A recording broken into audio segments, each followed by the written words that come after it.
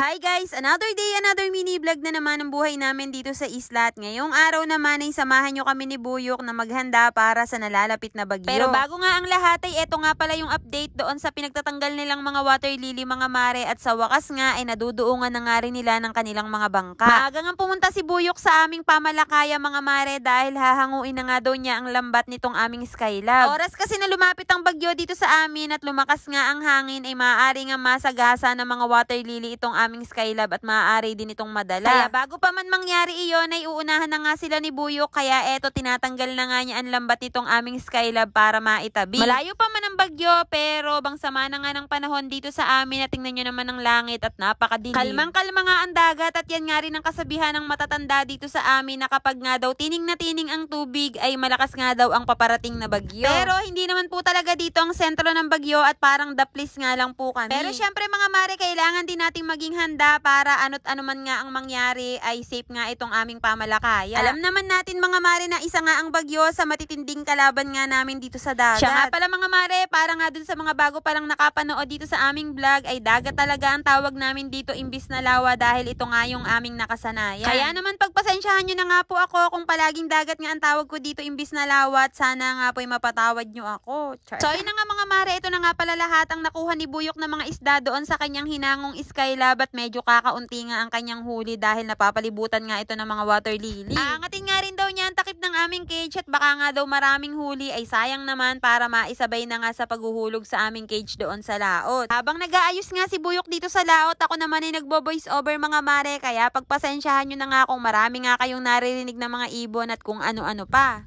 Guys, walang huli, nagtago sa bagyo. Guys, ayan o, may mga ayungin.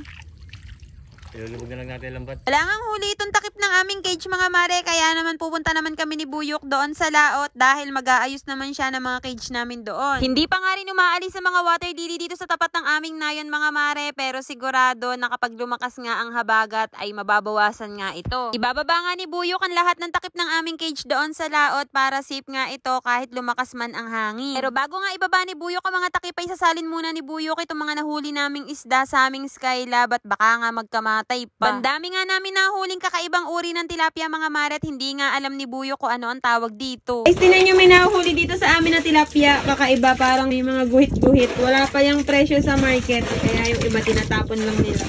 Alam nyo ba kung anong klaseng tilapia to guys? Pero sabi nila masarap daw to. Ano eh? Sarap daw tong ganto. Pero hindi nila inaalagaan kasi wala pang presyo sa market. Guys, tinan nyo ang dami naming huling yung mapulang tilapia. Ayan o. Pinapabukod sa akin ni Buyok guys. Madami dito sa Laguna Lake. Ito guys oh. Pwede nyo bang i-comment sa comment section kung alam nyo kung anong klaseng uri ng tilapia ito mga mare. At paki-comment na rin kung mga taga saan kayo para naman malaman ko kung hanggang saan nakaabot itong aming video. Inutusan nga ako ni Buyok na ipunin ko nga raw sa timba yung mga tunay na tilapia at ipunin ko nga rin daw sa isang lagayan yung kakaibang uri ng tilapia. Tapos ay nilinisan ko na nga rin itong aming bangka para naman makabawas sa trabaho ni Buyok. Medyo pagod at gutom na nga rin si Buyok noong mga time na yan kaya naman niyayaya ko na nga siyang bumaba dahil wala nga kaming dalang pagkain. Hindi, nagtatahi eh. Nagtatahi sa ilalim. Nagtatahi si Buyok sa ilalim guys. Tignan niyo yung kamay niya. Wala nga man lang ako maitulong kay Buyok dyan mga mare dahil hindi ko nga kaya yung mga ginagawa niya. Pero sabi nga niya sa akin ay makita at makasama nga lang daw niya ako dito sa laot ay masaya. Masaya na nga daw siya. Char. Kaya naman, kung nakarating nga kayo hanggang dito sa dulot, kung nagustuhan nyo nga ang video na to, ay baka naman papindot ng follow button para nga palagi kayong updated sa aming mga susunod na videos.